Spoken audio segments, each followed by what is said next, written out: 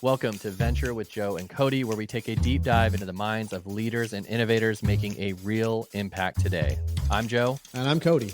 And we're here to bring you the raw stories, the successes, and the setbacks that these trailblazers have experienced in their journey to where they are today. Every week, we sit down with a new guest who's ready to share their insight and advice on business, entrepreneurship, and making a difference in their community. From local community members to industry experts, you're going to get the unfiltered truth behind their success. So whether you're an aspiring entrepreneur, a seasoned professional, or just curious about the business world, join us for a journey of learning and inspiration. So let's grab a drink, settle in, and let's get started. This is Venture with Joe and Cody.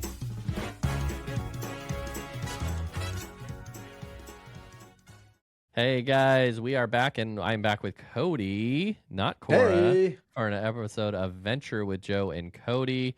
Welcome back, my man. How was your break from me? It was wonderful, so relaxing. No, it was good. It was nagging. Yeah, seriously, it was nice. They were kind of like the fun work event things. You know, a lot of work is the I don't know if you want to call it the paperwork side of it. It's more of like the in-depth stuff. This was like had a couple fun events to do that were work related, but they're kind of fun events too. So you kind of get that the fun outside of the office side of things. So had a couple fun things, played some golf, played some cornhole, kissed some babies, Good. Did the whole thing. Yeah. Good. Yeah. You're going to be a politician soon. I think I'm ready. Yeah. I love politics. So that's good. I didn't How about tell you you in our live stream. It's good. And I didn't tell you in my live stream, but my niece forced me into a mud run, like a fun run. Yeah. Like one of those 5K, obstacle course things, kind of this fun rudder, mud rudder, or whatever the heck it is. So I had no experience with it, and I was not motivated to do it. But it actually was a lot of fun. This one was very muddy. Like it was focused more on the mud than like obstacles. It did have like, I want to say 6 to 7 obstacles, Okay. But it was actually fun, which got me thinking, and this could be my midlife crisis thing, is I want to do a more difficult one. So I started looking up the mud runs or things like that to kind of like, because there's some that are super physical and whatever and obstacles. I love the challenge of it because at my age, like you just don't do that stuff anymore, like climbing up walls and trying to get up, like those things just don't happen as much. But it kind of, I was like, that is cool. It was a lot of fun to do that. It wasn't like a super difficult necessarily. But I was like, okay, I could do a little more challenging one. So I looked up the events, and there's a Spartan. It's called the Spartan Run, and there's one in Arizona in February. So I'm thinking, and it's close to my parents' house, so I can get lodging, for free. And I was like, okay, this one's a little bit more of the challenging kind of, one. It's still a sprint. I think it's a 5K. I think I want to start with 5K and then go 10K if it all goes well and I don't die. Wow. But yeah, so I'm looking to do the Spartan Run, which it sounds like way tougher than it probably is. Like it sounds like it's a super manly event, but I was excited about it. I'm glad she got me into it because I was like, I'm kind of tired of running. Like a 10K to me doesn't really excite me as much as it used to, and so I was like, this one actually excites me. It gives me something like a challenge of pushing my old man body to do things I haven't done in a long time. So I think that's kind of fun. There's one at the Washougal motocross track that they do, and I haven't done it, but I know people that have gone out there, which is probably a challenging one, I'm guessing, because there's a lot of elevation changes and just the natural dirt and jumps and everything from the track itself. But it always looks fun. I've never done it, but it looks like it's a fun time. You'll have to send me that. Maybe that is a Spartan one, because I think there was one in Washington. Yeah, I know they do the one out at the track every year. It might be a Spartan one. I'm not sure. Okay. But my brother, he does. Well, I want to Ironman if I do that one, I want to.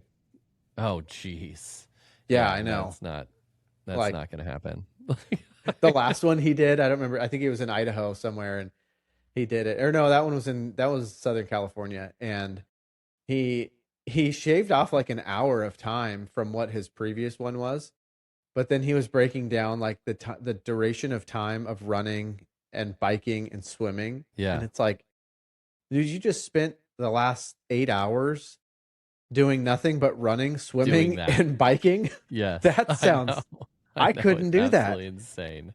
I just couldn't do that. It's Like, insane. and I mean, to be fair, he trains for it and he enjoys it. It's like, it's given him something to train for as opposed to just trying to train to stay in good shape. Yeah. So it works for him, but I'm like, man, that's a different beast. Well, and his training, it's full time, like not full time, but I remember my buddy did it, and it's like takes time away from your family training. Like it's not just like, oh, I'm gonna go on a little run, like right, at the end of my work shift. It's like yes, he trained at least like morning, like for multiple hours, evening multiple hours, like so.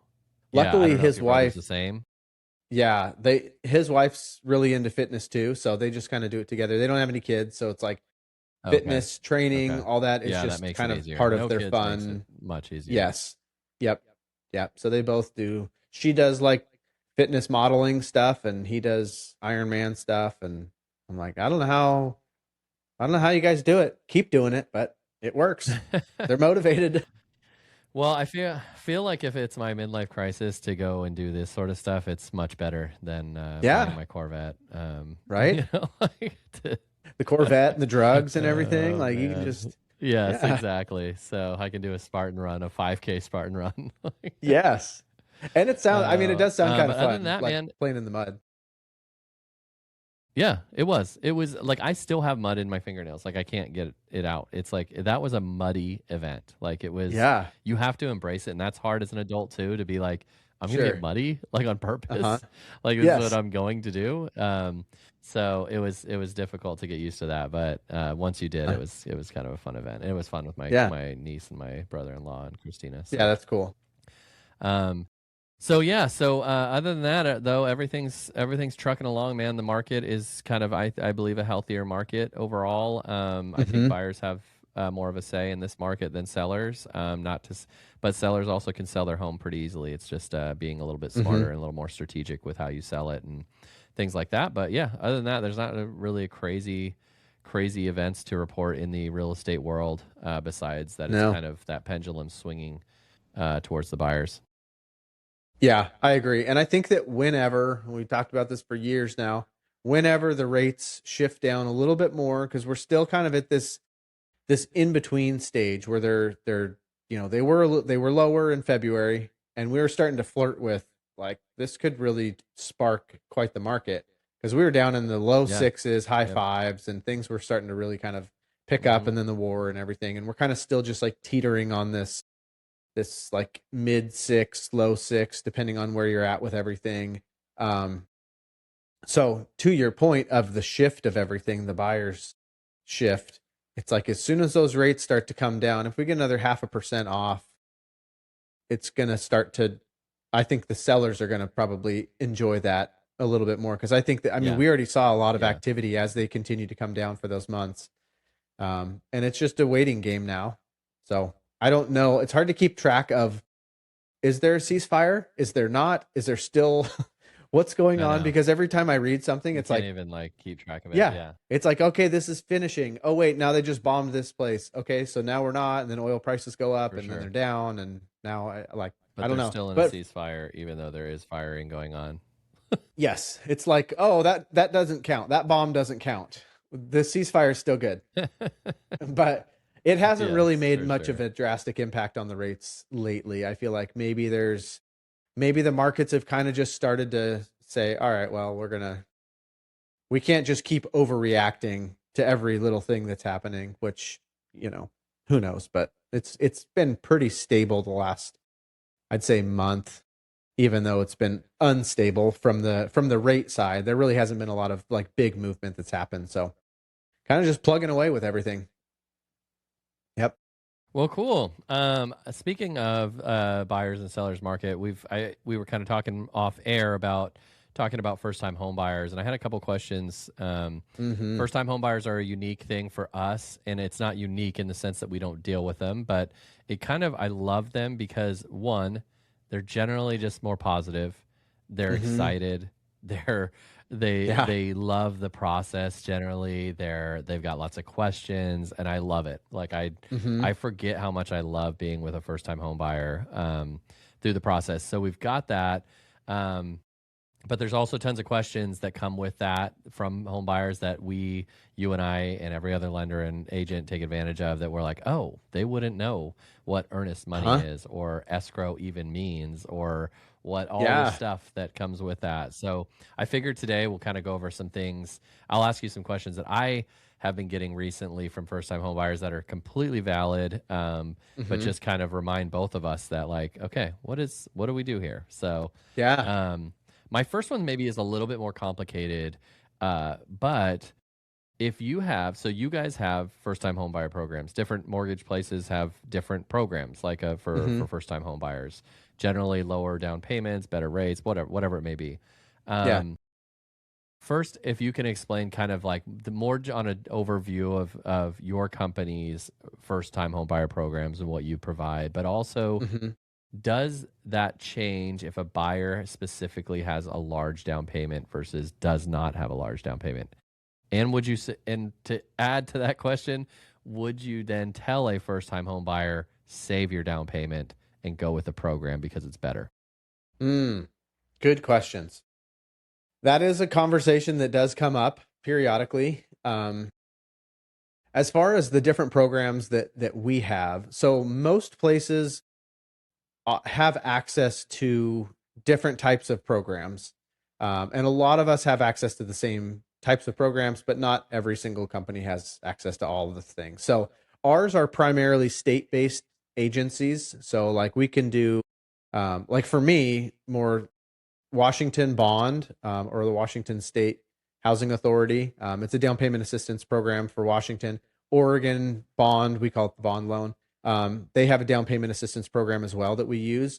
And those are, depending on the program, like Washington's is not, you're not required to be a first time home buyer. You're just required to be purchasing your primary residence.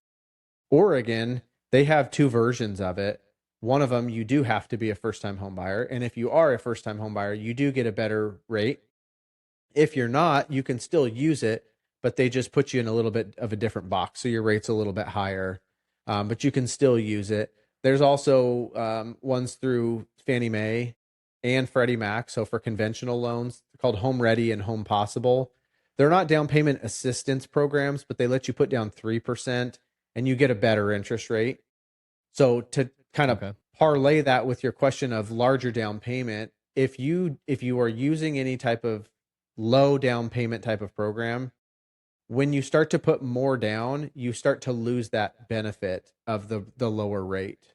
Because where you're getting Okay. the benefit is by putting that little bit down, it's factoring that into the way that the loans are priced out, the way that the rates are structured, that you get your biggest benefit at that low down payment, because that's kind of who the program is intended for. So once your down payment starts to go up, you start to lose a lot of that benefit, and then your rate ends up being just what it would be for anybody else. So a lot of that stuff you can still do it, but now you're not really, it's not You're not taking providing advantage you of any it. benefit. Yeah, you could still do it. It's like this, it's essentially the same thing. So I know that you have, this is for each individual specifically and what their goals are. But would you say that it's better? So say I have $200,000 to put down, that I have available to put down as a down payment on a home, on our first home, and it would be Hmm. $700,000 house. Yeah.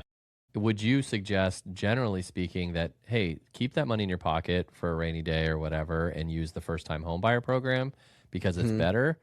Or Hmm. would you say it's better to throw down that money? Uh, I would say it's probably going to be a mix, because I think that by financing all of it, your payment's going to be up probably pretty high. You know, say in that situation where you're financing $600,000 or so, you're probably going to have a Yeah. pretty hefty payment. So part of it would be, what do we need to figure out to get your payment comfort to where you can handle it? Ideally, I would say I would not want to put down all of that money, because Mm-hmm. one, you're going to be all your money is tied to the house, which is not that big of a deal. But now, in order to get that money, whenever you do, you're either going to have to Yeah, do a you cash can't. out refi, or maybe get a HELOC set up. Um, Yeah, but I'm yeah, always a fan of people being able to keep some of their money for, uh, rainy day stuff, incidentals. Like, you just never know when your car's going to break down. You never know when mm-hmm. some weird thing's going to happen. You got a tree that falls on your fence or something. And it's like, well, now there's $8,000 that I got to spend on my fence. And there's just so many For incidentals sure. that come up that I think we don't expect them to happen, but they always happen at the wrong time. So I always like the idea of having that, especially when you have all that money. I think it would be a hard thing to go through. Of, we have all this money and now we put it all into the house, and now we need money and I don't have the money because it's all sitting there in the house. Yeah, So I would try to really kind of nerd out a little bit on the numbers of what's a payment that's comfortable for you. Let's see what we can get to without using all your money. And if we have to use all your money to get you yeah. there, then, you know, what's Then most deal with it. important, Yeah, to have a comfortable payment with no money in the bank, or maybe split the difference and try to get something where, maybe you're paying a couple $100 more a month that you want to, but you've still got $50,000 sitting in the bank. Um, so I lean towards that, but I'm probably more of a cautious, wait for something to happen, just because it's like, you go through life, and the things that end up happening that make you need the money are when you don't have the money. So for sure. Absolutely. yeah. Well, what would you What about say you? about? Well, what I would say is the same thing. I always say you think that you have that down payment, and you do have that down payment, but save some. If you're getting a new house, you're going to need new furniture. You're going to need new, you generally want new bedding, new appliances, whatever that may be. You don't want Yeah. to be broke for the same reason, as be like, you want that money to be able to buy that stuff and not be putting it on a credit card because you just put everything Yeah. on that on the down payment. So I kind of go the same route, unless the down payment program or first buyer home burn program is just smoking. It's just not. Yeah. It's it's a balance. Like, see if you. I Sure. always lean to, like, see if you can do it with the least amount, unless your Hmm. goal is to pay off the mortgage. Like, if you're like, my sole Yeah. goal is to pay this house down, then you probably just want to max out your down payment so you can kind of have Hmm. the most equity. But Yeah. if your goal, like 99% of people in society, is to just have a payment that you can manage, um, then you kind of play with those numbers and say, hey, if you can keep 100 of that thousand and work with that, using a first time home buyer program or whatever, then just do Hmm. that, So Yeah. that's my thoughts. And it's a very different situation too. Like, if the conversation is, we have $15,000 or $20,000, Yeah. Yeah. because then I'm probably going to push them much harder to For think sure. You about have doing the to. down payment assistance stuff, because it's like, you're gonna zap all your, and that took you a long time to save that up and get that there. Your payment difference, because if you're only putting down the minimum down payment anyways, your payment difference is going to be very, very minimal. So you might Yeah. as well Yeah. take the money that's there, For sure. um, and use that rather than clearing it out. If somebody's got a lot more money, that's a little bit of a different conversation. But yeah, if it's like, Yeah. I can scrape up enough to get a down payment, I'd be like, dude, let's just go down payment Let's go with assistance. that. Like, Yo, yeah, totally. you've Totally. worked hard to get this. Let's keep it in your account. Yeah, your options open up significantly when you have that much money. You have, Hmm. 20, 30% down. Your Yeah. options work out a lot to talk to a lender. Don't just assume that you should throw it all in there, because, Yeah. $50,000, say, you may be able to keep 50,000 and nothing really changes on your mortgage, Right. Yep. or your payments. So then you have Hmm. that 50K in cash. So um, things like, okay, a couple other things, earnest money. So earnest money, is money that they put down once you know, go under contract with a house. You're putting down a certain amount of earnest money towards, you know, to show that you're serious about buying this house. And it normally goes to the title company or escrow company. They're both kind of intertwined as terms. One of the questions I get asked a lot, though, from first-time home buyers is the earnest money part of the down payment? So say I have $100,000 as a down payment. I'm going to put down $10,000 of earnest money. Where does that earnest money fit in the final numbers? Good question. I get that one asked a lot too. That one, yes, it's going to go towards your down payment. And say in a situation like we were just talking about where it was down payment assistance and there's no down payment that's required from you as the buyer and the closing costs are being paid for by the seller, you would get your earnest money back at the end because you would not have any money that was due from you. Your earnest money essentially was going to go towards the down payment, but in this case, it wouldn't. So it's going to come back to you. If you're putting your own down payment down, then that's just going to be $10,000 less that you're going to be coming to closing with. Since you've already put it down, you got 10 down, you're going to come to closing with 90. And, or if you have extra closing costs, it is essentially going to be applied to whatever money you have left due at closing. So it's like your security deposit. And on that note, then, is that same thing go for the appraisal? You got to put earnest money down within the first few business days, generally speaking, and it goes to the title company. Title company holds on to all of your money and kind of handles all the mortgage, takes all that stuff and holds on to it. Is that the same? I know that an appraisal, you know, you get asked a lot from first-time home buyers. I see that the appraisal fee is due now. Does that go towards my down payment as well, similar to earnest money? No. The appraisal fee, that's going to go straight to it right from the get-go. So the appraisal is prepaid, kind of like the inspection, like the home inspection. So it's just going to be deducted from your closing cost at the end because you've already paid for it up front. So, and depending on the situation, if there's seller credits where they're covering stuff, then we don't have to get payment up front from them because we're going to credit that from the seller. But if the seller's not crediting anything, then the buyer has to prepay for that appraisal. But it will get knocked off the number at the end because appraisal fees right now, for the most part, in the general kind of Portland, Vancouver area, are usually like around $600.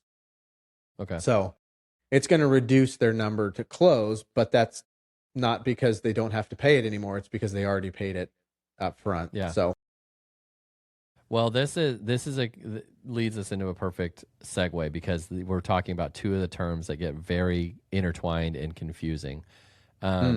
You have a buyer that says, I have $100,000 down payment on the home.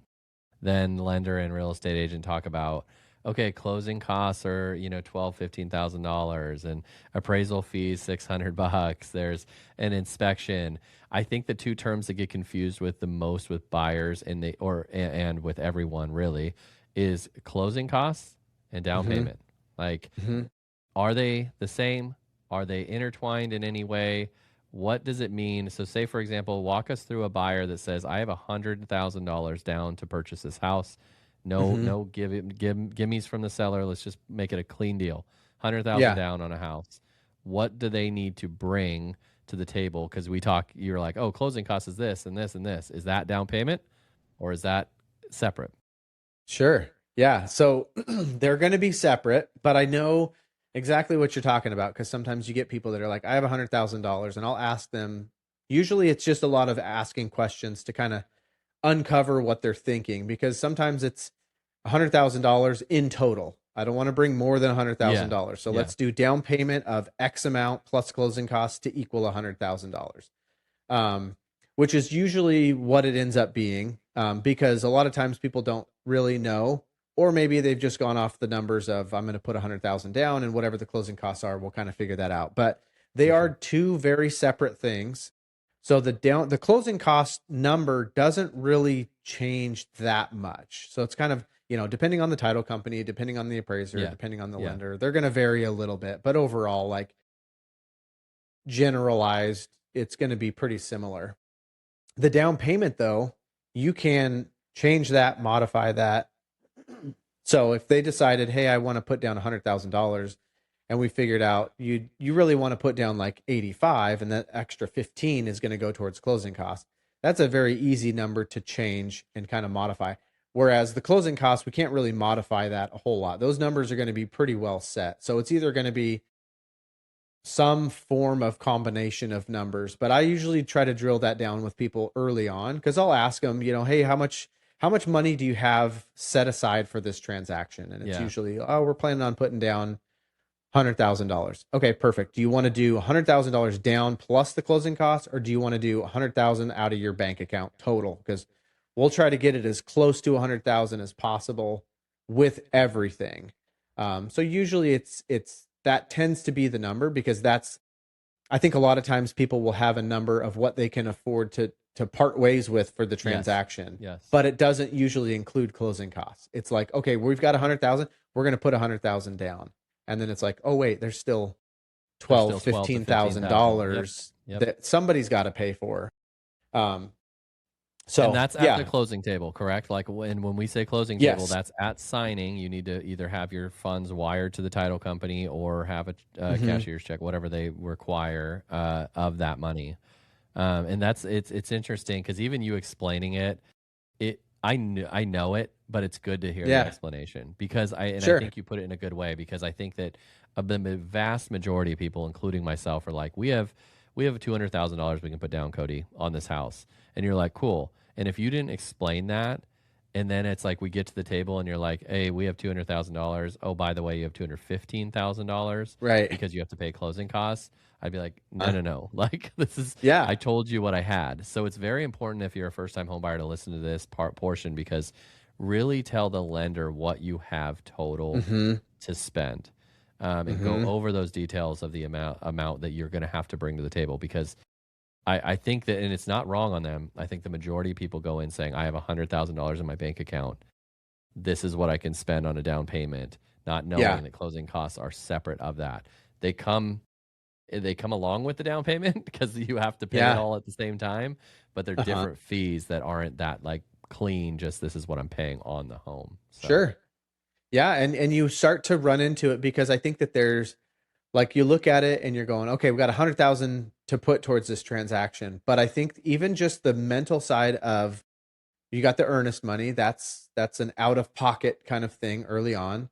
You have appraisal fee, you have inspection fee, you have maybe additional inspection fees. And I think even just that alone is like, it kind of adds that extra little bit of stress if it hasn't really been gone over, because you're thinking in your head, all right, we've got 30 days or 20 days or however long before we part ways with this money once everything is done. But in the moment, you're like, oh man, okay, there's another check. There's another check. That 100,000 goes like dwindling. And then you're like, okay, I don't have $100,000 down, if you're not prepared for what you have to do there. Yeah. But it's a good conversation thing. And I feel like for a lot of us, it's just going through those situations over time, where you do have somebody that's like, hey, why didn't you tell me that there were going to be this much in closing costs? And in my head, I'm like, well, I thought we did, but I must not have gone over it clearly enough. Yeah, for sure. Of like, hey, here's just kind of a walkthrough. So I feel like over time, you just start to notice those little things and go, it's like my wife always says, like, communication is key, because sometimes you just kind of take things for granted, or you just category. I thought you knew that. Like, I assumed you would know that. And it's like, okay, cool. Yeah, no, that's a good reminder. I need to go back to like base level, and you tell me if you've already heard all this stuff. You tell me to shut up if you've already heard this. If not, then I'm going to go through this like you're a first time home buyer, even though you've owned 5 homes in your lifetime. Because the reality is, if you don't do it all the time, it feels like a whole new experience, even if it's been 2 years since you purchased, because chances are the rules have changed a little bit. You forgot some of it. It was either really in your head, it was a really easy experience or a really difficult experience. So the next time you go through it, you're like, man, I don't even remember what happened. I just remember this sucked. Yeah. And it was really easy and great. Yeah, I'm like thinking of the conversations of just I've been having recently, and it's just it's cool because it does I even start Christina's in the mortgage industry, so she'll start talking on the phone about like blah blah blah and your APR and blah blah blah and down payment and blah and I can't even see them, but I know they're getting confused. Like and Sure. it's not Christina's fault, but I'm like, this is Yeah. not, because we're Mhm. like, and then you put this in escrow, and then your earnest money's this, and oh, you might want to adjust this because closing costs would be this, and they're like, what? All these terms you just keep saying, like I have no Yes. idea what anything. So it's good to have them. I just love Mhm. first time home buyers. I love them. I know. And I think that on that note, as we close out this, is like it's very important to talk to the lender and the agent about these items. Do not feel stupid. And if your agent or lender makes you feel stupid or cannot explain these things, you need to find a new one because Yes. this stuff is complicated. Like I think it reminds me that this stuff is complicated because whenever you get into something and you get into a routine, you just know what to do, and Yeah. the first time home buyers they're great at reminding me that this process is not easy and it's very convoluted and there's a ton of paperwork and there's a ton of questions that are asked of you and there's a ton of things going on. And it Right. just really is important to have a team in place that is going to explain this to you and not make you feel like an idiot with it because you're not. No one, like you said, Cody, you've worked with people like 5-6 homes that don't know what they're doing because you don't do it often. Even Yes. 5 or 6 times is not often in this world to be like, I'm an expert at what this does, or what goes on here. So. And I can guarantee that the person that asks all the questions and gets everything figured out by the end is much happier than the person that's like, because I've ran into that too, where people will wait till towards the very end to start asking some questions. And they're like, well, I thought I knew it all. I thought I knew everything, but Yeah. as more stuff went on, I realized I don't quite understand some of this stuff I because don't understand it. I think we both are probably pretty good about like, hey, do you have any questions on this? Like after you walk through whatever the situation is. And they're like, no, I got it. And so I'm like, okay, cool. I'm assuming that you've got it. And then I think it's a protection mechanism. Like, it totally is. I think as adults, they kind of feel like if I don't know this, they're going to think I'm stupid, Right. And trust me, you're not stupid. Yes. And you can say it all the time. And I'm like, guys, just ask. Like, it's not a dumb question. None of them are dumb questions. So, right. If we leave this podcast, it's like, ask everything you want. So. And for us, we would much rather have that addressed at the time of too, because towards the end of the transaction, things just get a little more stressful. So if it's like, you don't understand something or you're not sure, or this number was different than what you were expecting, but you didn't say anything 2 weeks ago, it just kind of builds the stress on it. So asking it while you're feeling it makes it so much easier and less surprises that happen towards the end. And and there's less and less you can adjust in the end, like towards the end. And there's a lot more you can adjust if you're like, oh, I didn't know that. Cody, can you change this? Like, is there a way to adjust this? Or because I wasn't aware that was going to be an outgo right away, or those sort of things. So anyways, I love first time home buyers. So me too. They and it's good. They bring it all back for us. Yes, exactly. I love it. So okay, well that's it, man. It was good to see you. Okay. By the time this airs, I know that you're World Cup. Are you following the World Cup? I am casually following it. Yes, I did wear this for Team USA today. I love it. It's not a USA shirt, but it's we're filming today, but it's we're filming on the day the US is playing. So it'll be out on Friday. So we won't know. We'll know by the time this airs who won, and I'm hoping it's the US. But I already know. Okay, well, what do you think? We should just celebrate the win right now. It's 2-1, Oregon. US wins. Well, I don't follow soccer ever, but the World Cup I don't either. And Rory hates it. And I just it is a long time of a lot of like non-scoring, but I'm like it's just it's fun when the US is in it, and it's just and Scotland was in it, and so it's like I had that too. So I think it's been fun, but Rory is like, I was like, you excited for the US game? He's like, no, like I'm not excited. Like, no, dude. He's like, it's soccer. I was like, Rory, it's still cool. It's sports. You're an athlete. Right. Gosh. Yeah. Come on.